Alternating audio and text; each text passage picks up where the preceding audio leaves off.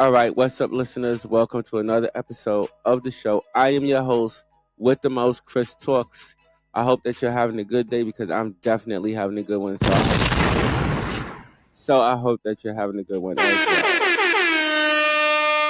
All right, sound guy. All right, folks. So let's do what we do. Let's get into our top story for this episode, which is two men wrongfully convicted of two murders in the 90s have now been exonerated. That's what's up. All right, listen now, round of applause here. We finally have one of those good episodes, one of those good stories that ain't about no killing. You know what I mean? So let's get into this one. I want to hear this one, Ed. This is a good one that you picked, that you chose. Yeah, this is a really, really good one, man. So let's give it up. Let's blow the horn for them, man. Yeah, freedom. Yeah, boy. All right, let me stop joking around. Okay, Ed, hit that story. All right, so we're gonna let Sarah AI take over. So Ed, hit that story. Let's get right into it, y'all. Y'all know we do. The Manhattan District Attorney's Office has cleared the convictions of two men in murders that took place in New York City in the 1990s after conducting a new investigation. Wayne Gardine, 49, had been imprisoned after being convicted of murder in 1996 for shooting 22-year-old Robert Mickens. Jabbar Walker, aged 49, was found guilty in 1998 of committing a double murder. He was convicted for the shooting deaths of 32-year-old William Santana and 30-year-old Ismael de la Cruz. The corruption scandal in the New York City Police Precinct had two notable cases emerge from it. In the early 90s, the independent Mullen Commission conducted an investigation of the 30th Precinct, which revealed the biggest police scandal in the history of New York City. This scandal earned the precinct the notorious nickname Dirty 30, as reported by the Legal Aid Society. After completing a 25-year sentence, Walker was finally released from prison on Monday. He had been serving two consecutive terms of 25 years to life behind bars. Walker was released following an extensive 11-month investigation conducted jointly with the Innocence Project. The investigation involved interviewing 30 individuals, including one witness who expressed a desire to recant his testimony given on the day of the sentencing. According to the witness, he felt pressured to implicate Walker. During the trial, a new piece of evidence was presented by another witness, contradicting the previous testimony by stating that Walker was not present at the scene of the crime. Manhattan District Attorney Alvin L. Bragg, Jr., expressed concern over the case against Jabbar Walker, highlighting the reliance on unreliable and recanted testimony. In addition, Walker did not have access to a competent defense attorney, which is a fundamental aspect of our justice system. Attorney Bragg collaborated with the Innocence Project to overturn Walker's conviction and dismiss the indictment. This decision was prompted by the unveiling of new evidence and the realization that Walker had received inadequate legal representation. The Legal Aid Society's motion to vacate and dismiss the indictment of Gardine based on newly discovered evidence has also been supported by his office. According to officials, a second witness has come forward, undermining the testimony of the sole witness used during the trial. According to Bragg, Wayne Gardine was only 22 years old when he received a lengthy prison sentence based on the testimony of an unreliable witness. Bragg believes that Gardine's conviction was unjust, causing him to lose years of his life behind bars. Gardine, who was convicted at the age of 22, spent almost 30 years behind bars before being granted parole in 2022. Following his release, he was promptly transferred to the custody of U.S. Immigration and Customs Enforcement, where he is currently held. The Legal Aid Society of New York is urging for Gardine's release and the dismissal of deportation proceedings against him. Grace Davis, the mother of Wayne Gardine, expresses her deep emotional distress whenever she reflects on her son's situation. She emphasizes the injustice he has endured, having spent almost 30 years behind bars for a crime he did not commit. In a heartfelt plea, Davis urges ICE to bring an end to this ongoing nightmare by promptly releasing her son. The office's post-conviction justice unit collaborated with defense counsel for both Gardine and Walker to conduct joint investigations, resulting in the vacating of two sentences. Bragg created the unit to thoroughly examine closed cases and assess whether the conviction should be overturned or altered when there is doubt about the outcome. Vanessa Potkin, the director of special litigation at the Innocence Project, expressed gratitude towards DA Bragg's post-conviction justice unit for their collaborative and transparent joint reinvestigation. Potkin considers this investigation to be a prime example of how post-conviction innocence claims should be approached, highlighting the importance of a non-adversarial process. Wow, that was another one. But can we get him the air horn again? Yes, that was too loud. But yes, to these men being freed. Yes, let's bust out that air horn. Because I mean, come on, these men, both of them, were wrongfully convicted of 2 different murders in this corrupt precinct. So yeah, hit him with that again.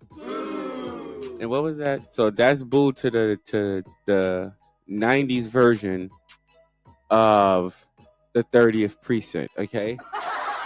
So we're booing the 90th version of this precinct. We don't know if this precinct is still corrupt at this time. I didn't look that up. I didn't check it. So I don't know if they still corrupt. I hope they not, but I don't know.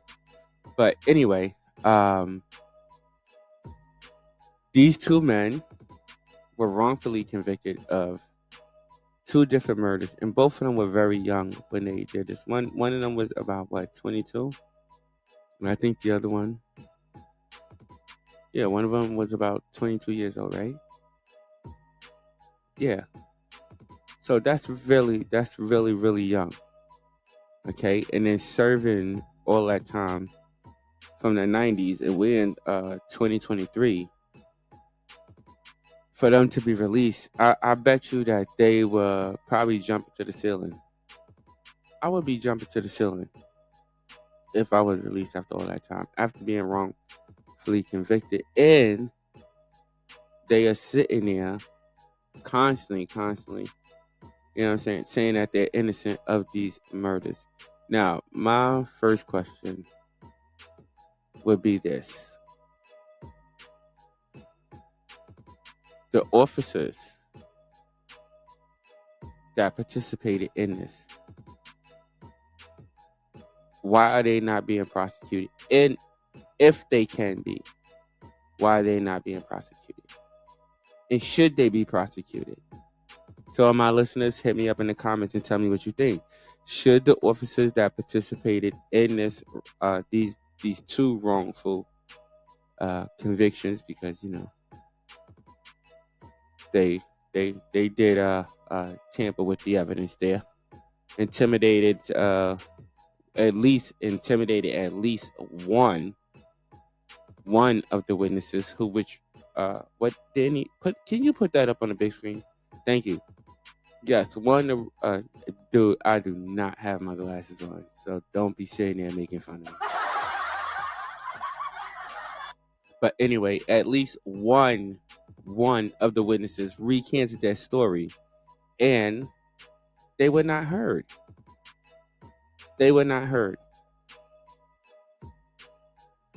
So when things like this happen in these wrongful convictions, who pays for it? Who actually pays for it? Does the judge that sat there and convicted them and got them, does the jury pay for it? Who else? How the question I have is this: how far up the ladder does it go to where people have to pay for these men? Pull up that picture. Are they melanin? Are we talking about melanin? Yes, 2 melanin men who lost precious years of their life. Who pays for all these wrongful convictions? Because in this situation, it was the police who pushed it. So which police officer has to pay for that? Which police officers to pay for that? Bruh. I'm being dead honest. Which officers should pay for that false confession or that false confession. Who pays for that? That's my question. And shout out to what is this place called? Again? No, not the Legal Aid Society. The Legal Aid Society, forget the Legal Aid Society, okay? They are not the best out there, right? They yeah, you mess with them, you gonna go Ed. Ed has never been arrested. Oh, what's up, Silent Ed? Say what's up to Silent Ed. I'm sorry I didn't say what's up to you at the beginning of the show. But no, the Legal Aid Society, not the best. Not the best. Okay, not the best. But this what is it called again? Innocence? The Innocent? Yeah, the Innocent Project. Shout out to them. Can we give them a round of applause? Shout out to them. Shout out to them. Shout out to them. Can we throw them a horn, please? Thank you. Shout out to them, because if it wasn't for organizations like this, a lot of men, well, not just men, but a lot of people would still be in jail. And we're talking about people who are actually innocent, who have not committed crimes, but have been convicted of crimes because of he said, she said. And there are a lot of cases that this Innocent Project, I think they're based in Manhattan somewhere in New York City, right? I think so. But, cheers to them, applause to them again, because they have got a lot of people who were wrongfully convicted in the system, you know what I'm saying, due to so many different things. Like there was different situations where what if I remember right, there was one situation with the boys where the Central Park joint. The Central Park is one situation. That Central Park story with the like 3 boys or something. Like 3 or 4, no, I think it was like 3 to 5 boys. But that situation in itself, these boys were wrongfully convicted of a grape. You know what I'm saying? They were wrongfully convicted of a that they did not do. But they went to jail. All of these boys went to jail based off the testimony of somebody who was not credible. And here we are. We have this person who I suppose the DA or whatever put up there that they're listening to, and they're not credible, and they know this person is not credible. And yet these 2 men on different crimes were wrongfully convicted of these crimes. And the next question is this. And this to all my listeners. I bet you everybody is wondering this. Okay? Everybody has to be wondering this. Where are the real murderers? Oh my goodness. What was that? What was that? The question? Yes, I guess that was the question of the day. But that's the question. Where are the real murderers? Are they even still alive? Are any of these people still alive? The people that committed these murders, and we send our condolences to the family members of all of the victims and both murders in both situations. Hit them with Undertaker Bell, please. Thank you. We send our condolences to both families. And what is worse is this. These families, and I bet nobody thought about this, these families that thought they have closure now have to know and find out that they don't have closure. Oh my God, would you stop doing that? What was that? Another golden question? Was that another golden question? All right, that was 2 golden questions. But anyway, stop with the effects for real. I'm gonna kick you on your throat for real. But I'm trying to get a point through. This is what I'm trying to say is these families now, they thought they had disclosure. Now they don't have disclosure. Now they have to deal with knowing that the person that actually murdered their family members could actually still be out there. And the crazy part is these people have been out there walking around for all these years. The people that actually did these murders have been sitting there walking around all these years. Bruh. Yes.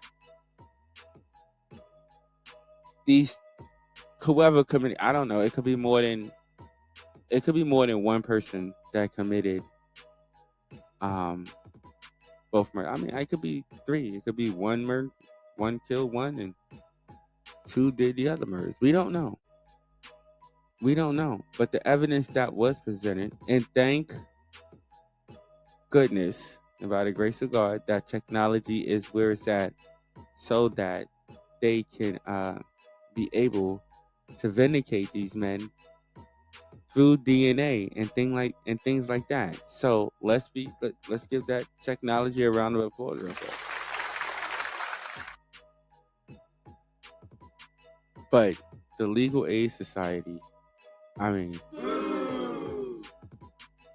but this is one of those happy stories where these men are freed. It's a happy but sad one because they lost so many years of their life for being wrongfully incarcerated. And I think with the what's this guy, Bourdain? Is it Bourdain or Gordon? With his situation with the customs, I think he should be released and he should be transferred back to the U.S. because he was wrongfully convicted of something. He wasn't, you know what I mean? He sat in jail. Now you're putting him in holding in customs, however they do it. But they're holding him there, and I think he should be released because he was vindicated of that crime. So I think he should be released. But the people, and I'll say it again, the people of that precinct at that time should be held liable if they're still alive. There should be some type of liability there for them, and they should be held liable for falsifying whatever evidence that they falsified. Give them the dummy buzzer. Okay, and these men should probably be compensated with some type of what do you say there? Financials. Get them that money. Yeah, let them get some money. Let them get some money. Let them definitely get some money. Definitely. All right, folks. That's my view and that's my opinion on this particular story. All right.